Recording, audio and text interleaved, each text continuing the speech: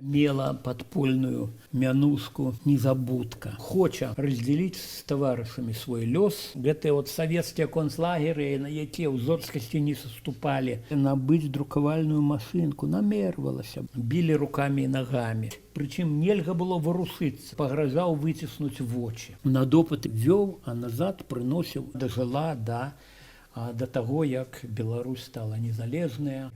Ну, а цяпер яшчэ некалькі гераінь маіх, чый лёс связаны Союзом беларускіх патрыётаў.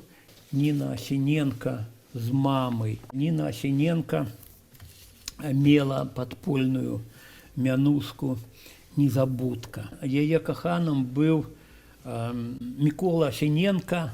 Гэта не быў сваяк, быў, як кажуць, брат на прозвішча. З адных мясцін паходзілі, ну і там все ўжо сябры жартавалі, што не трэба будзе і мяняць прозвішча. У Міколы Асіненкі была мянуска Крывіч, і ён адмаўляў усяляк яе удзел на судзе у СБП, але яна заявіла, што хоча разделить с товарищами свой лёс, признала, што яна там была, вось, ну і атрымала 10 гадоў зняволення.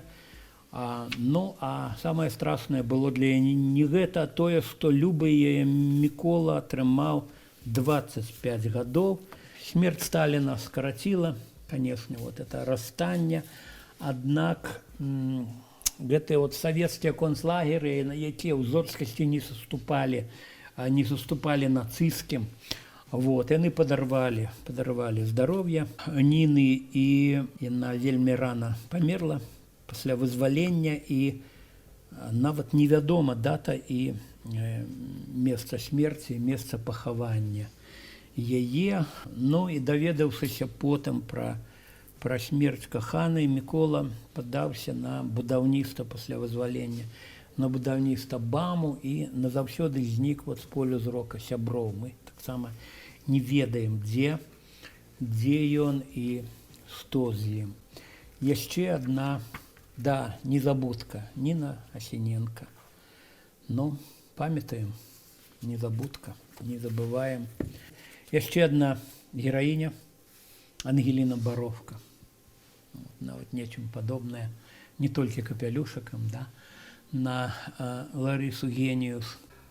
Улетку 47-го года яе судзілі.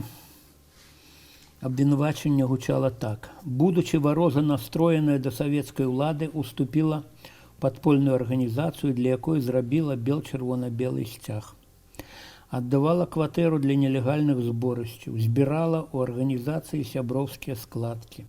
Намервалася набыць друкавальную машинку, намервалася, бачыце. Дзеля канспірацыі ўзяла мянуску Таполя, захоўвала антысавецкую літаратуру. Ну і на сапраўды была скарбніцай Саюза беларускіх патрыётаў, а гэтак званая антысавецкая літаратура, знойдзеная ў яе, зводзілася да беларускай граматыкі Браніслава Тараскевіча. Потым яна згадвала, што ёй гэтае вот лагернае жыццё, асабліва на пачатку, ўспрымалася як велізарная палёгка пасля тых кругоў пекла, якія яна прайшла у зняволенні. А калі, іх там, вот яе ў прыватнасці, каты гэтыя савецкія білі рукамі і нагамі штодня. Потым яна пісала, што ў камеры ў чаканні хуткага этапу можна было толькі сядзець, прычым нельга было варушыцца, за гэтым назіралі. Калі ты пачынаў варушыцца, гэта ўжо запісвалася як парушэнне, і кідалі там тады яшчэ ў горшыя ўмовы. Значыць, сядзець можна было толькі не варушачыся пры сцяне ў халодных і сырых населеных пацукамі сутарэннях пастаўскай плебаніі. Ну і следчы на кожным допыце ёй як бы пагрозаў выціснуць вочы, торкаў пальцамі ў вочы, а падручны гэтага следчага яна запомніла яго прозвішча старшына Авілаў. На допыты зняволеных вёў, а назад прыносіў іх на плечах. і скідваў на падлогу як дровы, не забываючыся выцяць на прощанне ногой у самае балючае месца. Яна таксама сидзела ў тых страшных мардовскіх лагерах, дзе і Ніна Асіненка, незабудка, дзе і частку свайго тэрміна адбывала Ларыса Геніус.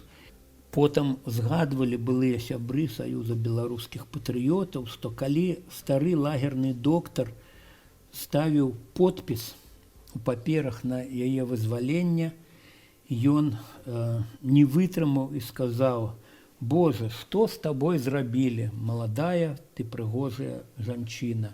Ну, яна ўжо, канешне, не было ніколі такой, і ёй, як яна прызнавалася потым, мянуская канспірацыйная таполя, калі наглядзелася ў люстэрка, здавалася проста здзеклівай.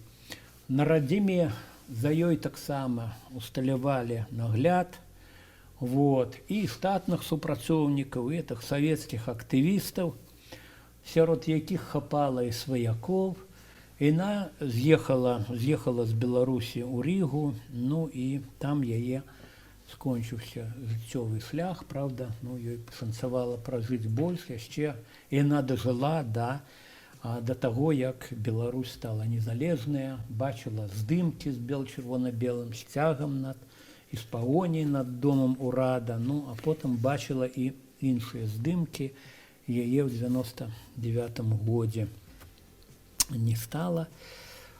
Ну і вот гэта героі Саюза беларускіх патрыётаў.